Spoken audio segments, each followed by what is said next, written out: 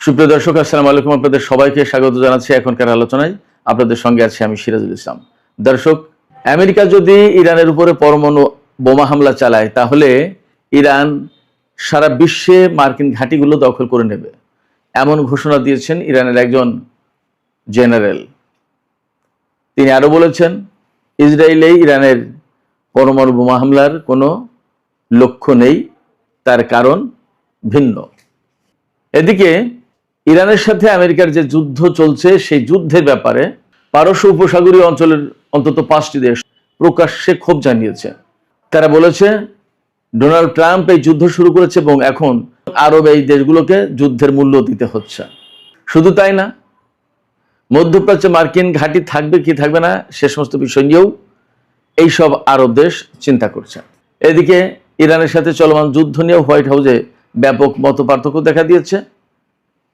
প্রকাশ্য দুটি গ্রুপ হয়েছে, সেখানে ডোনাল্ড ট্রাম্প পড়েছেন মাঝখানে। কি করবেন তিনি? এদিকে হরমুজ প্রণালীতে জাহাজ চলাচল এবং এই সংক্রান্ত যাবতীয় ব্যবস্থাপনার বিষয়ে ইরান এবং ওমান একটি চুক্তিতে পৌঁছেছে বলে খবরে বলা হচ্ছে। এই চুক্তি হলে পরিস্থিতি কি হতে যাচ্ছে? আরেকটি খবরের শিরোনাম আমি আপনাদেরকে জানিয়ে বিস্তারিত আলোচনায় চলে যাই। সেটি হচ্ছে, মার্কিন প্রেসিডেন্ট ডোনাল্ড ট্রাম্প গতকাল বলেছেন যে যুদ্ধে বিজয়ের পরপরই হরমুজ প্রণালী আমেরিকার অংশ বলে তিনি ঘোষণা করবেন। এই ব্যাপারে ইরানের একজন খুব প্রভাবশালী সংসদ সদস্য তিনি বলেছেন, হরমুজ প্রণালী দখলের চিন্তা বাদ দিয়ে আপনি নিজের নিরাপত্তা নিয়ে চিন্তা করুন। শেষ পর্যন্ত আবার আপনাকে না ক্যাটারিং ট্রাকে বা ফুড ট্রাকে লুকাতে না হয়। সুপ্রিয় দর্শক, এই যে বিষয়গুলো বললাম এর সাথে আরো বেশ কিছু বিষয় যোগ হবে আজকের আলোচনায়, এবং আমি এই বিষয়গুলো নিয়ে একেবারে বিস্তারিত আলোচনা করার চেষ্টা করব।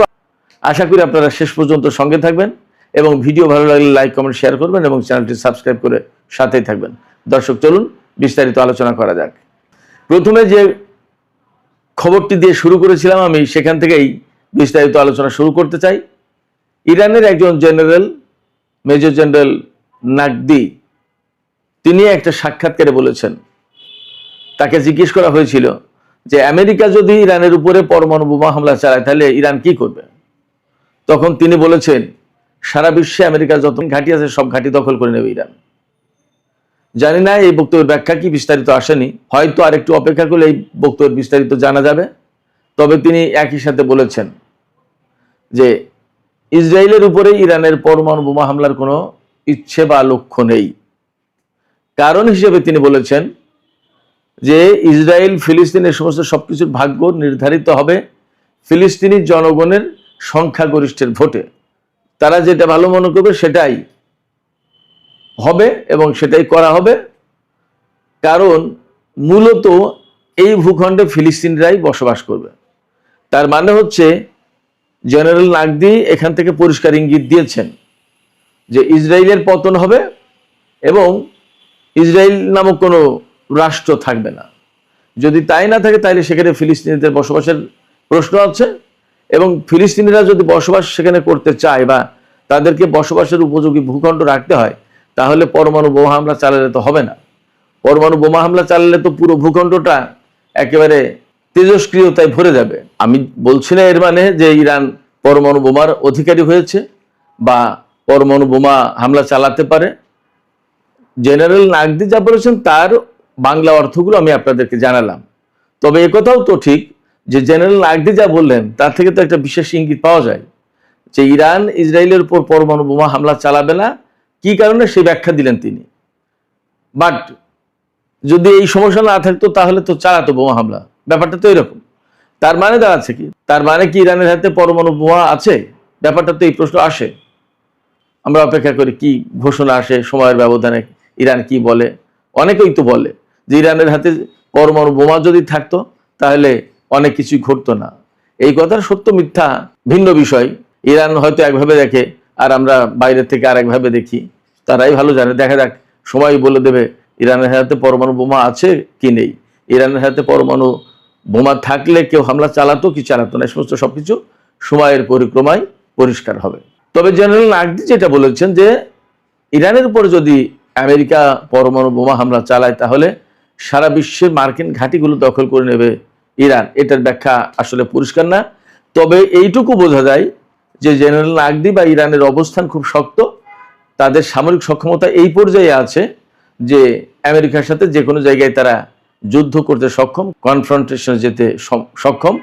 এবং এখান থেকে হয়তো একথাও বেরিয়ে আসে যে বিশ্বের যে কোনো জায়গায় ইরান হামলা চালানোর সক্ষমতা রাখে, তার কথা থেকে এইটাই বেরিয়ে আসে। আমরা জানি না আসলে প্রকৃত অবস্থা কি, আর একটু সময় গেলে হয়তো বোঝা যাবে। এদিকে খুবই গুরুত্বপূর্ণ খবর ওয়াশিংটন পোস্টে বেরিয়েছে। পারস্য উপসাগরীয় অঞ্চলের অন্তত 5টি দেশ, সৌদি আরব, কুয়েত, বাহরাইন, কাতার এবং সংযুক্ত আরব আমিরাত, এই 5টি দেশ বলছে যে ডোনাল্ড ট্রাম্প ইরানের বিরুদ্ধে যুদ্ধ শুরু করেছে এবং তাদের সাথে পর্যাপ্ত আলাপ পরামর্শ বা তাদেরকে পর্যাপ্ত খোঁজ খবর না দিয়ে এখন এই যুদ্ধের যে ক্ষয়ক্ষতি, মারাত্মক সংকট, মারাত্মক বিপদ, এইগুলো তাদেরকে ফেস করতে হচ্ছে এবং যুদ্ধের জন্য মূল্য দিতে হচ্ছে আরব এই দেশগুলোকে। এই কথা বলছেন এই 5টি দেশের নেতারা, ওয়াশিংটন পোস্টকে বলেছেন। এবং নাম প্রকাশে অনিচ্ছুক কয়েকজন আরব কর্মকর্তা ওয়াশিংটন পোস্টকে বলেছেন যে ডোনাল্ড ট্রাম্প ইরানের বিরুদ্ধে যে হামলা চালিয়েছেন বা যে যুদ্ধ শুরু করেছেন, তাতে সবচেয়ে বেশি ক্ষতিগ্রস্ত হয়েছে আরব দেশগুলো। কারণ ইরান আমেরিকায় হামলা চালায়নি, হামলা চালিয়েছে এই সমস্ত আরব দেশে থাকা মার্কিন ঘাঁটিতে, এবং আলটিমেটলি তার জন্য ক্ষয়ক্ষতি হয়েছে এই সমস্ত দেশেরই। যার কারণে এখন আরব দেশগুলোর সাথে ডোনাল্ড ট্রাম্পের প্রশাসনের একটা আস্থার ঘাটতি সৃষ্টি হয়েছে, ওয়াশিংটন পোস্টেরই খবর। আরব দেশগুলো মনে করছে মার্কিন প্রশাসন এবং মার্কিন এই সমস্ত ঘাঁটি আরব দেশগুলোকে নিরাপদ করার চেয়ে বরং বিপদের মুখে ঠেলে দিয়েছে, বিপদগ্রস্ত করে তুলেছে, তাদের ক্ষয়ক্ষতি অনিবার্য করে তুলেছে। এই জায়গা থেকেই তারা বিকল্প চিন্তা করছে। এবং বিকল্প চিন্তাটা কি? বিকল্প চিন্তা হচ্ছে এই যে মার্কিন ঘাঁটি রাখলে আরব দেশগুলো বিপদে পড়বে, এবং মার্কিন ঘাঁটি যখন থাকছে তখন আলটিমেটলি যুদ্ধ হলেই ইরান এই সমস্ত ঘাঁটিকে টার্গেট করবে। শুধু যুদ্ধ না, যুদ্ধ ছাড়াও সম্ভবত ইরান এই সমস্ত ঘাঁটিকে টার্গেট করবে, কারণ ইরানের লক্ষ্য কিন্তু ভিন্ন, মধ্যপ্রাচ্য থেকে মার্কিন সামরিক বাহিনীকে তাড়িয়ে দেয়া। যদি তাই হয় তাহলে মাঝে মধ্যে ইরান এই সমস্ত ঘাঁটিতে হামলা চালাবে। তার মানে হচ্ছে প্রত্যেকটা দেশ যুদ্ধের কবলে থাকবে, কারণ এক একটা ক্ষেপণাস্ত্র যখন বিস্ফোরিত হয়, ব্যালিস্টিক ক্ষেপণাস্ত্র, তখন আকাশ পাতাল প্রকম্পিত হয়, কাঁপতে থাকে, পরিস্থিতি এতটা খারাপ।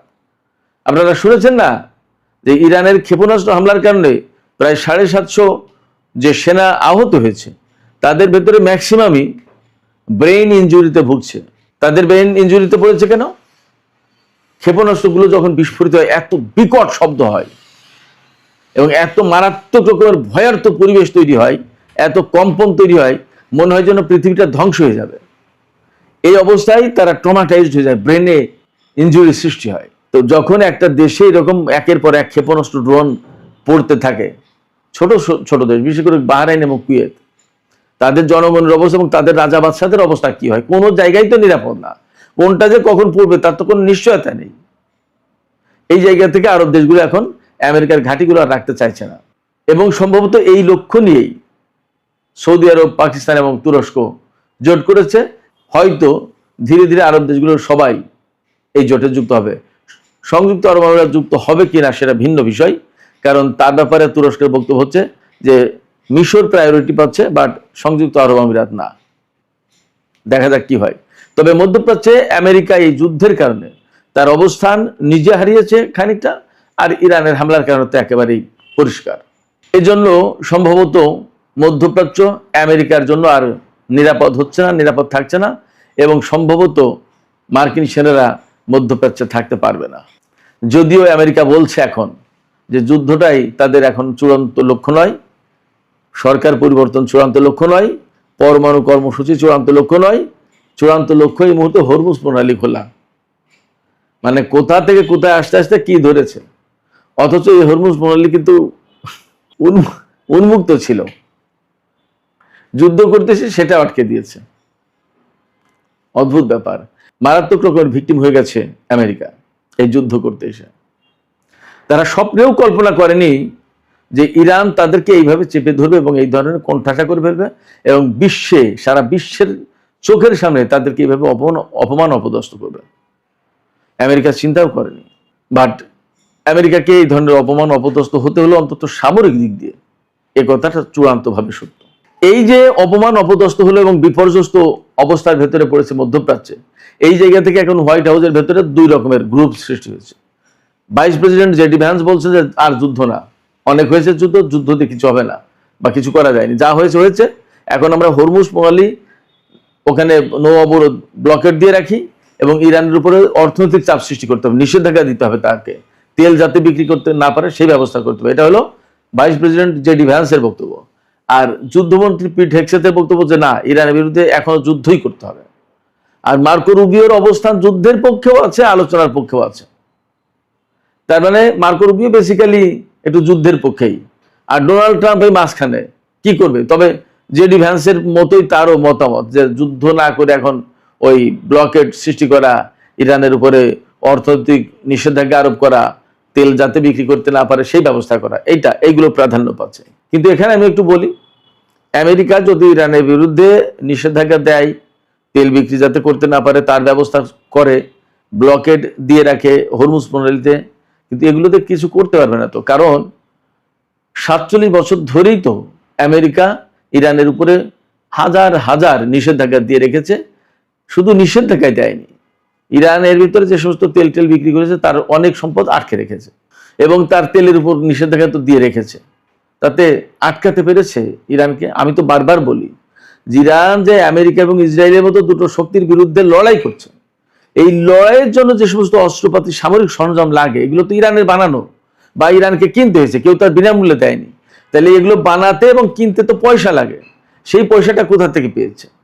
শুধু তাই না, মধ্যপ্রাচ্যের টোটাল যে যুদ্ধের পরিস্থিতি, যে যুদ্ধ চলছে, এর প্রত্যেকটা যুদ্ধের পেছনে ইরানের কোনো না কোনোভাবে ইনভলভমেন্ট আছে এবং তার পয়সা খরচ হচ্ছে।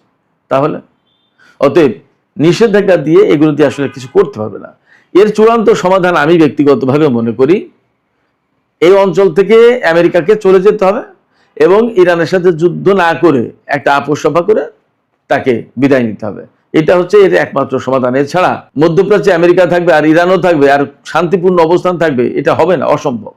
আর আমেরিকার উপস্থিতি থাকলে এখন ইরান কিন্তু পথ চিনে গেছে, কোনভাবে কিভাবে হামলা করতে হবে এবং সাহস, ওই যে সাহস বেড়ে যাওয়া বলে না, সাহস কিন্তু সে পেয়ে গেছে ইরান। আমেরিকার উপরে হামলা করে এখন 1-2 এর ব্যাপার ইরানের কাছে। সেক্ষেত্রে মার্কিন বাহিনী কোনোদিন মধ্যপ্রাচ্যে নিরাপদ থাকবে না।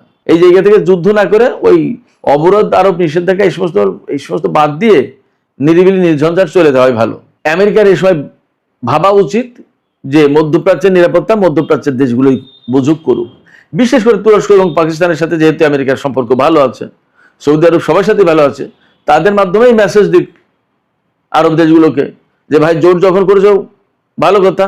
ডোনাল্ড ট্রাম্প আজকাল মাঝে মাঝে আলহামদুলিল্লাহ বলে, তুমি আলহামদুলিল্লাহ বলতে পারেন যে আলহামদুলিল্লাহ আপনারা ভালোই করেছেন, জোট করেছেন, আমি আমার সেনা নিয়ে চলে গেলাম, আমাদের আর দরকার নেই এখানে থাকার, আপনারা আপনাদের নিজেদের নিরাপত্তা ব্যবস্থা নিজেরাই করেন।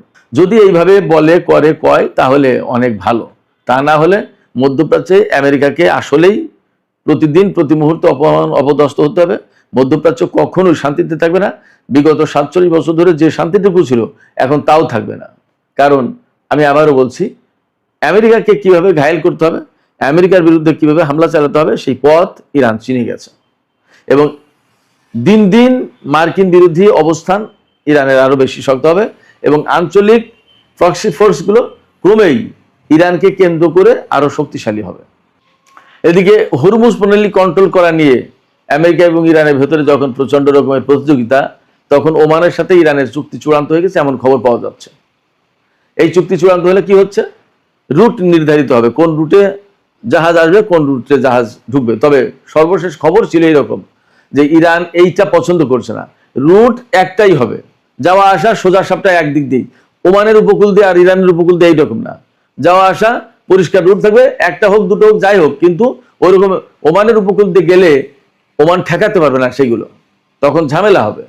এই জন্য ইরান চাইছে যে সাগরের মাঝখান দিয়েই হোক, হরমুজ প্রণালীর মাঝখান দিয়ে হোক বা যেভাবে হোক, এত রুটের দরকার নেই, রুট একটাই হোক, মানে সবাই যৌথভাবে কন্ট্রোল করুক। যাই হোক, কিভাবে হয় দেখা যাক। তবে চুক্তি একটা হয়েছে, এই খবর কিন্তু মোটামুটি পাওয়া যাচ্ছে। যখন চুক্তি হয়েছে তখন আমেরিকার প্রশ্ন কিন্তু আরো গৌণ হয়ে গেল, এ কথা বলা যায়। ডোনাল্ড ট্রাম্প কিন্তু গত কালকে বলেছিলেন যে ইরানের সাথে যুদ্ধে বিজয়ের পরপরই হরমুজ প্রণালী আমেরিকার অংশ, এটা ঘোষণা করা হবে, কিন্তু তা সম্ভবত আর হচ্ছে না। এদিকে ইরানের জাতীয় নিরাপত্তা এবং পররাষ্ট্র নীতি বিষয়ক সংসদীয় কমিটির প্রধান ইব্রাহিম আজিজি তিনি বলেছেন যে ডোনাল্ড ট্রাম্প হরমুজ প্রণালী কন্ট্রোলের কথা চিন্তা করেন, হরমুজ প্রণালী তাদের অংশ বানানোর চিন্তা করেন নেই তো। কিন্তু ডোনাল্ড ট্রাম্পকে নিজের নিরাপত্তার চিন্তা করাটা এই মুহূর্তে ভালো, হরমুজ নিয়ে মাথা ঘামানোর দরকার নেই। নিজের নিরাপত্তা নিয়ে চিন্তা করুক, কারণ হয়তো সময়ের পরিক্রমায় ডোনাল্ড ট্রাম্পকে আবার ফুড ট্রাকে লোকাতে হতে পারে। এই ফুড ট্রাকে লোকানোর কেন প্রশ্ন বলছেন তিনি? এই যে কয়েকদিন আগে তুরস্ক থেকে দেশে ফিরে যাওয়ার সময় ডোনাল্ড ট্রাম্প প্লেন বদলে একটা ক্যাটারিং ট্রাক, খাদ্যবাহী বিমান বদলে খাদ্যবাহী ট্রাক, তার ভেতরে উঠে আর একটা বিমানে উঠে অনেকটা পালিয়ে তুরস্ক থেকে আমেরিকার পথে রওনা হয়েছিলেন। এই কথা আমেরিকার গণমাধ্যমে পত্রপত্রিকায় প্রকাশ হয়েছে। সেই কথাকে উল্লেখ করে মূলত ইব্রাহিম আজিজি বললেন যে ডোনাল্ড ট্রাম্পকে হয়তো ফুড ট্রাকে লুকাতে হতে পারে, নিজের চিন্তা নিজে করেন, নিজের নিরাপত্তা নিজে দেখেন। এটা মূলত ডোনাল্ড ট্রাম্পকে এক ধরনের কটাক্ষ করা বা ব্যঙ্গ করা।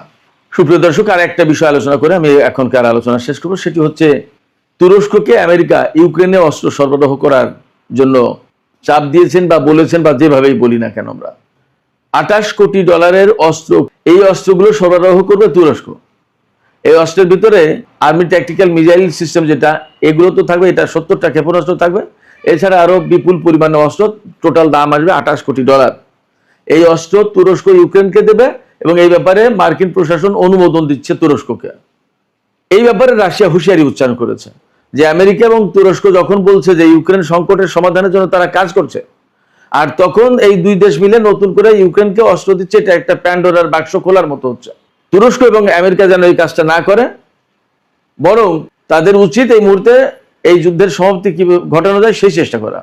তা না করে যদি অস্ত্র দেয় এই দুই দেশ মিলে ইউক্রেনকে, তাহলে ওয়াশিংটন এবং আঙ্কারার উপরে যে আস্থা রাশিয়ার ছিল, সেই আস্থা নষ্ট হয়ে যাবে, সেই আস্থায় ঘাটতি সৃষ্টি হবে।